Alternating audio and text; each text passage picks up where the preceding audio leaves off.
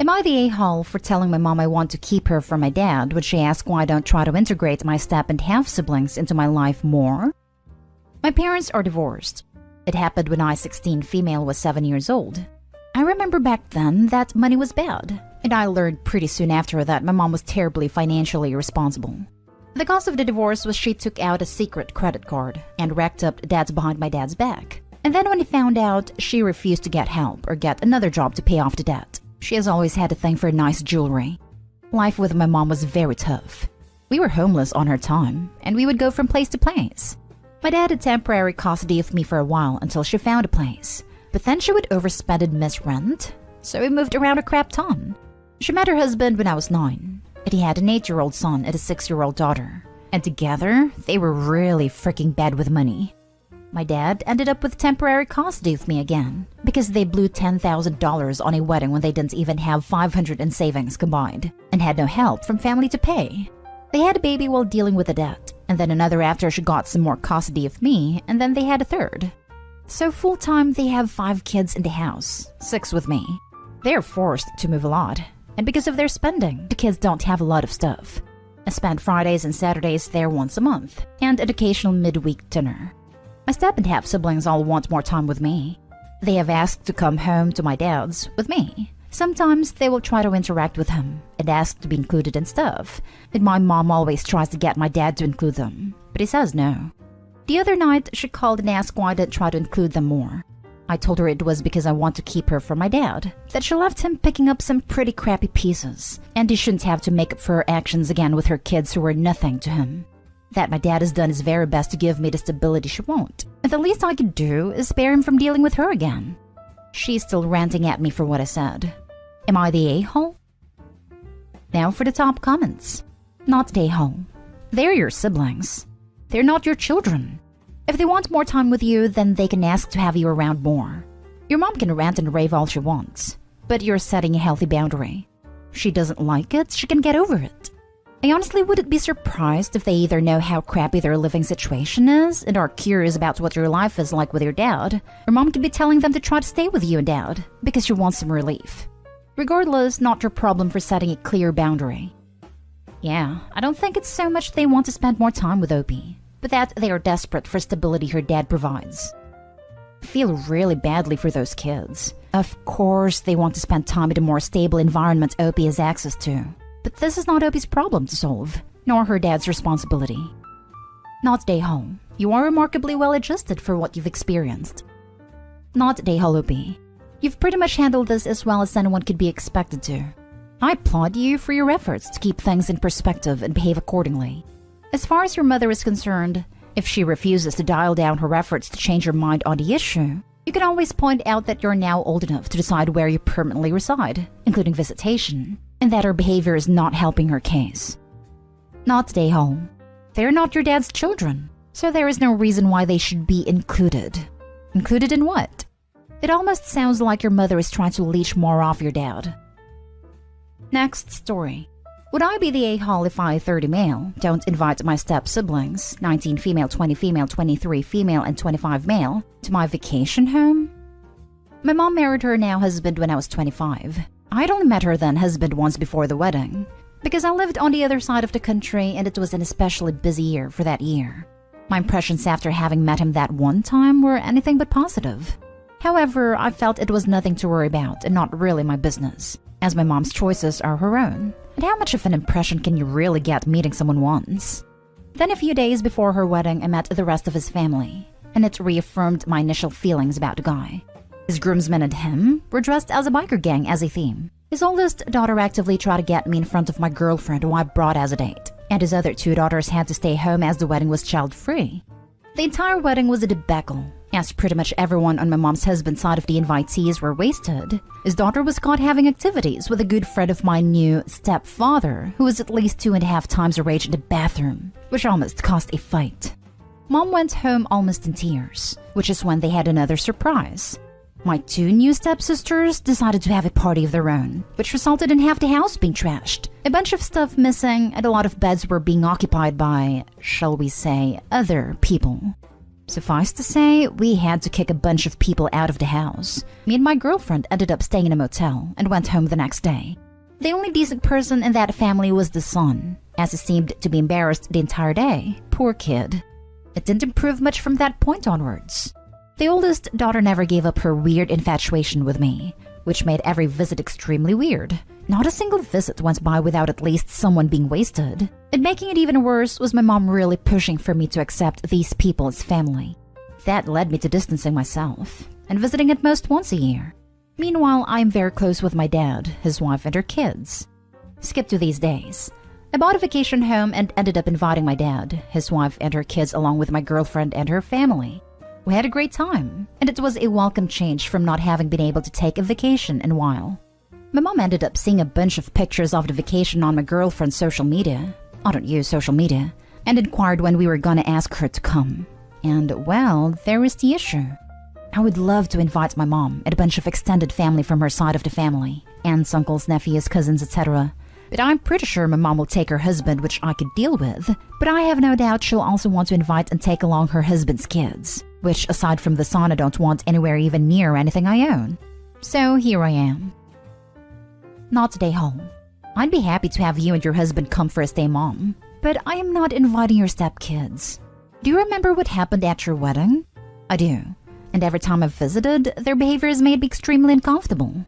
I will not invite them into my home, so please don't ask. No matter how much you nag, I am not going to change my mind. And that's it. That's all you say, and you don't respond to any excuses or demands that might result. She will only argue with you if you keep the conversation going. Seems fair. Can't help to feel harsh, though. But why does it feel harsh? Have these people ever hosted you and your family? Have they done anything, that's normal I mean, to create a relationship with you? You already know that at least one of them doesn't know what a healthy boundary is. The rest of them don't seem very responsible either. You don't really know these people, and you've done your best to ensure that you see them as little as possible. So why would you risk your property and the safety of the rest of your guests in order to cater to irresponsible adults that you don't like? That doesn't seem harsh to me at all. I think it is largely because a large part of me feels extremely bad for my mom. It is trying to understand what she sees in this dude and his kids that makes her try so hard to get me involved too. Not stay home. Your house, so you're saying who stays there. On my point of view, I would invite nobody. Not your mother, not her husband, not the kids. As it started bad during the wedding, it will end worse in your house. Stay your ground and keep them out of your life. I don't want to downright boot my mom from my life, but I am inching closer to that though. Next story is titled, Am I the a-hole for giving our son's saved funds to our goddaughter and grandson? Hello, I've come across similar stories in this subreddit and have come to share mine. I've recently made a decision which have my son and some other family members hating me for it, but my partner and I are together in this decision. We have an account with money saved for my son, who is currently 22. This isn't exactly college funds because we have government subsidies, but just for easier referencing for Americans. Savings we made since he was young, and they were intended for his school, family, business, or whatever he needs when he becomes an adult. My son met this girl in his school when he was about 15. It had introduced her to us and we were accepting for their relationship. We consider her our daughter and form a good relationship with her parents. My son and the girl broke up a year ago when she got pregnant. He does not want the baby, but she does, and she insisted on giving birth with or without him around. I'm not sure about their whole story, but since our families are close and both me and my partner like this girl, we decided to stay in her and our grandson's life and we call her our goddaughter, while my son moved away to pursue his career. Being a single mother is hard, and because the girl's family is less well off than ours, we decided to use the savings we got from my son for our grandson and goddaughter. We even told her she can move in with us. Though she declined, the door is open and we will provide any support we can for them. My son will be fine without them. He earns his own living and is not suffering from lack of money. When my son got to know that we gave his money to his ex, he got very upset and said that the money was promised to him, that he may need them in future, and that I had chosen his ex over him. He was already unhappy with us keeping our relationship with her family and baby, but this one made him feel like he got betrayed by his own family and have nobody to depend on. The explanation I gave him is that she needs the funds now, and need them more. Well, for him, it's money in case of emergency. Furthermore, the child is my grandson whether my son like it or not. so we have every right to help our family. My son has turned this into a family drama, and some of the others in extended families are saying we did him wrong. Are we really? Not today, home. It's ultimately your money. Simply being told it was to help him out doesn't make it his. On top of that, you're using it to support the child it sounds like he isn't supporting. It's similar to not getting an inheritance he thought he was getting, except you're still alive. Some of the others in extended families are saying we did him wrong. Turnabout is fair play as far as I'm concerned. He feels his parents did him wrong while quite literally doing his own kid wrong. Let him wallow in his own pity party. Love this. He is being a full-on hypocrite. Tell him to man up and take care of his kid. And by the way, he is 22. He has been an adult for a while. His mommy and daddy need to explain actions and consequences, which is obviously something he has not learned yet. You are being way too easy on him. Next time he or any family member comes whining to you, go full on hammer time and let him know how ashamed and embarrassed you are of him. And I sincerely hope you are. His actions deserve nothing but scorn. It ought to be rewarded by giving him fun money. You are great for standing by your grandson, but seems like you've already enabled him way too much. He acts like that and expects free money from you? Hell to the no. Not stay home. As far as I'm concerned, the money is going to him. It's just going towards fulfilling his obligation as a father. If you don't mind me asking, does he often treat women this way? Like, was he just scared, or does he make a habit of treating women poorly? He used to treat the girl very well, like a princess in his words, and they have been together for years, unless there are things they did not tell me. He changed after COVID struck and had lost some money, but still had enough to sustain himself. As far as I know, he wanted to start anew by moving elsewhere for a change, but the girl was unwilling, and at the worst time possible, she got pregnant. They argued over keeping or terminating, and they separated since then. Last story. Am I the a-hole for restricting my daughter's visitation time before her dad deploys? My 36 female children, 4 total, spend every other weekend with my ex-husband and his wife, including my oldest 16 female who is not biologically or legally his. This past spring, the wife got a new job that would prevent her from transporting my children to and from school since they live outside of the district. It is not a civil situation at all, and there is a severe lack of communication coming from them. I heard through my children that my oldest would be driving them to and from school from now on. My daughter got her license 3 months earlier and is not quite comfortable driving on her own yet. She is far too inexperienced to drive that commute in rush hour traffic twice a day with all of her siblings in the car, one of which has behavioral problems and is prone to tantrums in the morning. I texted them when I heard this and told them they would need a different plan for transportation. It is not safe. The response I got was cursing and name-calling, accusing me of trying to control them. They never even asked why I was against it. They lied several times about the new transportation plan would be. But when I told them I would not send her to their home if they intended to use her as a chauffeur, my ex took time off of work to drive them until the school year ended. At the beginning of summer, I contacted them and proposed a plan that would get her more ready to drive them, since I assumed they would need her to do it this fall. The plan was for us to go in 50-50 on a car for her, so she could drive herself and the younger kids to and from his house for drop-offs. That would get her used to the car, the commute, and driving her siblings without a set arrival time or worrying about classes. Crickets. Then a couple of weeks later, I brought it up again and was told they would not discuss it. So I told them they needed another plan, because without the prep time, it could not be her. Right before the school started, I insisted they tell me the plan for transportation and was told very aggressively that she would be driving them. As a mother, the only way for me to keep all of my children safe is to remove her from the equation. My words didn't matter, so I was left with action. My ex deploys in January, but to nowhere dangerous. Currently, my 3 youngest go to their house every other weekend, and my oldest only on weekends to avoid them having her drive them to school behind my back.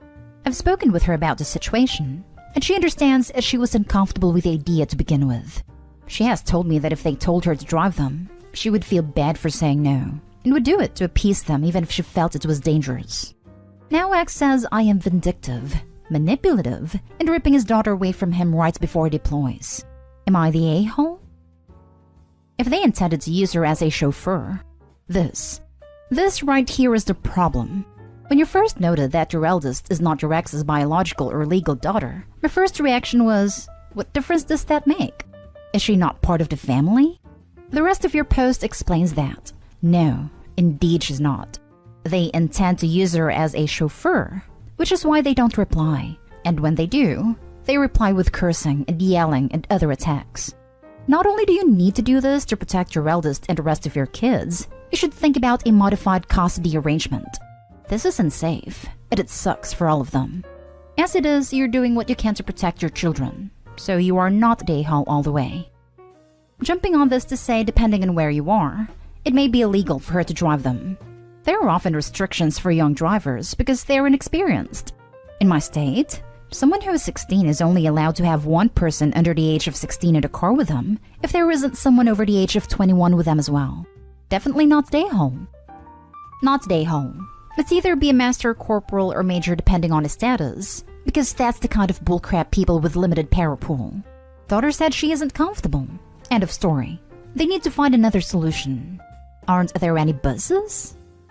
They live in a different county, so buses aren't an option on their weeks. Not day home. You're a great mom. You're listening to your daughter's needs and act accordingly. Imagine if your daughter has an accident where some of her siblings get hurt. That would be devastating for her. She's not ready for that kind of responsibility. That's actually one of the things I explained to her as my reasoning.